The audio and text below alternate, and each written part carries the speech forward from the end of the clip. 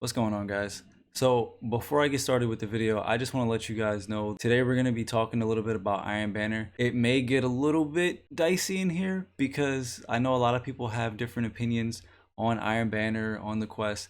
I have my own opinions, and in this video I'm going to give my opinion, and it may seem a little dismissive to some people. Please just watch the whole video. I do understand that people have different opinions. Again, this video is just my own opinion, but ultimately I just want to start a discussion and move in a direction to where we can reach some type of middle ground where everybody can be happy with the mode, while at the same time trying to get you guys to understand at least the way I see Iron Banner fitting into Destiny 2 currently and beyond. So I'm gonna get started with the video. As always, if you guys do end up liking it, please be sure to drop a like and comment down below and let's have a discussion about it. All right, I'll see you guys. So today we're gonna talk about Iron Banner, and I'm gonna give you guys my opinion on what I think about the quest and how everything has worked out so far. There's been a lot of back and forth conversation on whether or not Iron Banner should even exist in the game, which in my opinion, I think is a little bit ridiculous. Iron Banner's been a part of Destiny since Destiny 1. Early on, the appeal was telling Guardians there's this PvP game mode where you can use your light level and, fight other Guardians. And to me, that idea has always been intriguing. Right? If you look at Destiny as a whole, most of the game is predicated on your light level. Now, Bungie hasn't executed on that very well, in my opinion, in Destiny 2. There's always been this question of what do I need my light level for? Where are these activities? And to a certain degree, they've answered that with things like Grandmaster and Master Nightfalls. We haven't seen that in Destiny 2 in terms of raiding. Raids become kind of trivial after the first week when you level up. In Destiny 1, you at least had prestige modes where you could play on a higher difficulty. That's not so much in D2. When it comes to PvP, we haven't really had any options besides Trials and Iron Banner. And in Destiny 2, we only just recently got back Trials. Early on, I believe Iron Banner didn't even use power levels until later on when Bungie finally brought it back. Now, one of the main concerns I always see people have is the fact that turning on power level gatekeeps the mode and keeps people at lower levels out. Iron Banner, in my opinion, the way Bungie intends it to be seen in the game, it's meant to be seen as an endgame activity similar to Trials and other activities that require your light level. Now, you can make the argument and say, well, Iron Banner is not an endgame activity, and I'll just simply say it rewards pinnacles and it requires your light. So whether or not you like the mode, the way it's presented in the game, it's meant to be played as an endgame activity. Now, it's also a lot more accessible than other endgame activities like Trials and like raids. A lot of people can't get a team of 6 together, but anybody can go into Iron Banner and complete a bounty. None of the bounties or quests require you to get wins. All of them just require you to sit there, use weapons, get completions, capture zones. I played through Iron Banner the other day,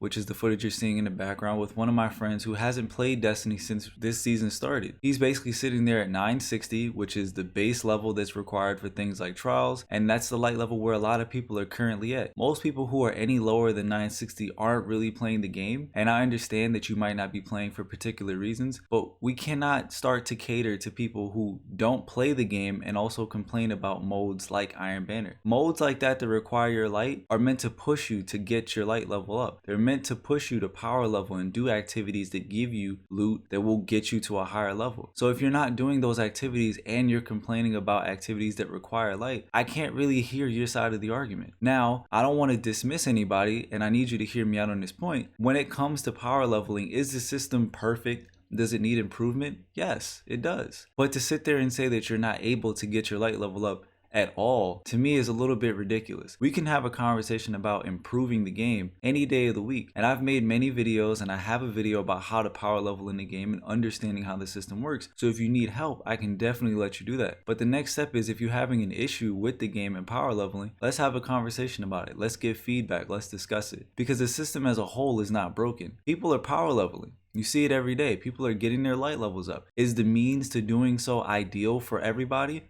No, it's not. But the excuses need to stop at some point when people say that they can't get their power level up, and therefore things like Iron Banner and stuff like that should not exist because they're not able to play and enjoy these activities. Play the game, get your light level up. I'm not trying to sit here and say get good, noob, nothing like that. Again, I'm not trying to dismiss anybody who plays the game at their own pace. We all have things to do. I have a day job, taking care of bills and things like that. We all have things that we need to do, right? We all have things that pull our time and take away from our time. And therefore, we all have to do things at a certain pace. But again, the game at a baseline gives everyone a means to level up. It's just a matter of everyone doing it at their own pace. No one's required to do anything at a fast pace. We all work at a level that we can handle. But to kind of get back on topic, because I strayed a bit off, I just want to get back to talking about Iron Banner and what it does in Destiny 2 currently. So when Iron Banner comes around, opposite of what Trials is, Iron Banner gives people a place to matchmake with other people, and they jump in with their power levels and they complete bounties and they have to do a quest. Now this quest has been a pain point for a very long time since Bungie's introduced it. And the way I like to break it down to people is this. First, I'm going to tell you the reason why it's good to have a quest. And then I'm going to break down the different steps that we've had and how they've improved over time and how we can improve them going forward. So first off, the point of having the quest is to directly give people the loot that they're looking for, which is a full set of armor. I know too many times where I've played Iron Banner and people have said to me, how do you get a full set? RNG, it's ridiculous. I can't get a helmet. I can't get a cloak. I need a chest piece. The quest provides you with one of each piece of the full set. Once you complete that, you're able to earn any piece of that set within the loot pool by turning in tokens. And that includes also the weapons that are available. Now, to me, that doesn't sound like a bad idea. Giving people exactly what they're asking for, which is a direct way to earn the loot that they're trying to get. Now, again, you can have a conversation about earning weapons early on, not being able to turn in tokens until you finish the quest. Those are all things that we can discuss down low in the comment section. But for now, I'm going to move on to the next part, which is how the quest has improved over time. Now, when they first introduced this quest, I will admit, it was a very lengthy quest. And I have my own opinions on how Bungie presents quests and give people objectives and how that correlates to what they're asking you to do versus the rewards that you're getting. For example, I can reference the Dawning. Now, if you look at the Dawning quest just really quickly, the Dawning quest basically consists of you baking a bunch of goods to repair a sparrow. Each upgrade to the sparrow adds something cosmetically, adds a perk to it.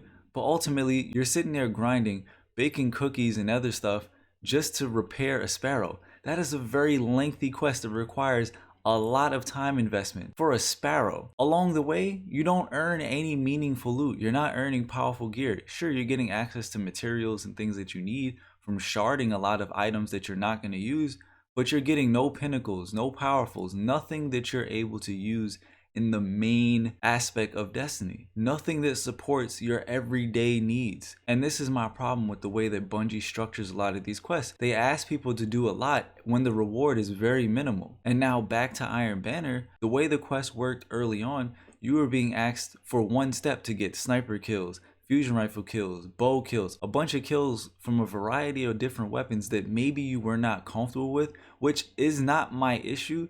It's the matter of volume. The amount of kills you were being asked to get with the amount of weapons you were being asked to get them with. Now, as time has gone on, Bungie has dwindled and simplified this quest down to what it is now, which is basically a very short quest that rewards you with a full set of gear by the end of it. And if you look at each step, majority of the quest has a bunch of retroactive steps, including capturing zones, completing matches, and other things.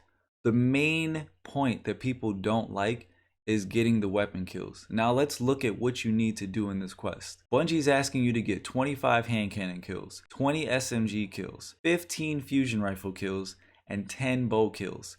Now, if you've never played with any of those weapons, then you're going to sit there and say, I have to use this, I have to use that, and then look at the total amount of kills you've probably gotten in Destiny to this point. For me personally, right?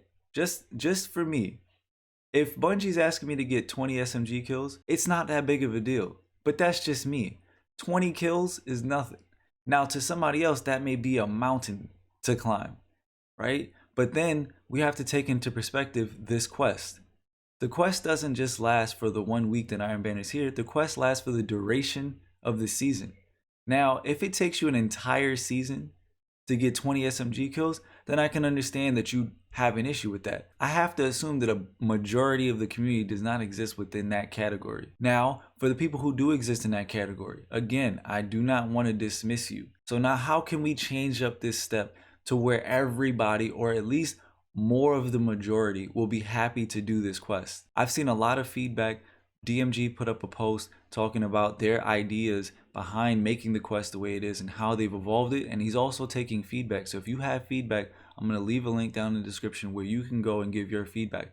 But he asked this question, what would people like to see and how would they like to see the weapon step at least be improved. And I saw a lot of people give a lot of really good feedback, some of which included making the requirement simply to get kills with weapons that are primary, or getting energy weapon kills, things like that. Things that don't specifically tie you to one weapon archetype and just tell you to get in general 10 kills that use primary ammo, or 15 kills with a power weapon, things like that. I believe if Bungie gets to that point, we'll be in a way better place where I think more people will have access to completing this quest. Because at the end of the day, like I said, I may not have a problem with it. I know people in general have a problem with it. It's not a bad middle ground to get, to ask for people to get weapon kills, but with a more general view of that weapon archetype. That's not an issue to me. I'm not trying to sit here and say Bungie don't change it at all. That's not the point of this discussion. The point is I'm giving you my point of view, and I'm trying to move in a direction where we can get to a middle ground where everyone is able to have access. Because although I did mention in the beginning Iron Banner is an end game activity in my opinion, right? Because it requires light level and it also rewards pinnacles, so technically it is an end game activity. And if it's going to be an end game activity, it has to maintain some type of challenge. But as I'm going to make in another video, Bungie needs to start to make tiers within all of the different levels of activity in Destiny 2 and going forward into Destiny 3 and beyond.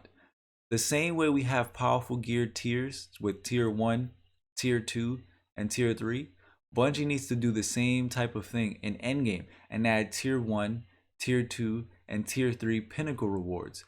Iron Banner can be one of those early tier 1 pinnacle drops where it's accessible to a large amount of people, it's match made, it requires power level, so you have to invest something into the end game system, but you only reward the player with a tier 1 pinnacle drop, meaning at most your drop is going to reward you with maybe a +1 or a +2 to your overall light level. And then if we jump into the tier 2s, we can throw players into Master Nightfalls that are not the pinnacle of the light level cap that is required. Grandmasters would be that, but I would throw Grandmasters into the tier 3 mix that reward the highest level of pinnacle type gear, right? There need to be these different tiers that tell players, hey, look, if you're at this level, you can enter here and do this. If you're at this level, you can enter here and do this. Now, you may notice that with this tiered system, there's a lot of gaps within the PvP and PvE community, and that's where you guys come in. Let me know how you would tier off the pinnacle gear system, right? Which activities would fall into tier 1? Which ones would fall into tier 2 and tier 3? Or maybe you don't have 3 tiers. Maybe you just have 2 tiers. How would you guys like to see that system work out? Drop a comment down below. I know I ranted on a lot in this video, although I said I wasn't going to. I hope it was still somewhat comprehensive. We didn't really get to jump into a lot about Iron Banner, but ultimately all you need to know is this. The quest itself, right now as it stands, is very much doable. Take your time, get the kills that you need, and just move on to the next step. They're not asking a lot of you. Yes, it may be uncomfortable to switch up your weapons. Yes, it may be uncomfortable to sit there and die a lot and lose, but ultimately just remember this. You don't need wins to progress the quest. All you need to do is get completions, capture zones, defeat enemies, and get weapon kills. Alright? So again, if you guys enjoyed this video, please be sure to drop a like. Also, comment down below so we can discuss this topic a little bit further.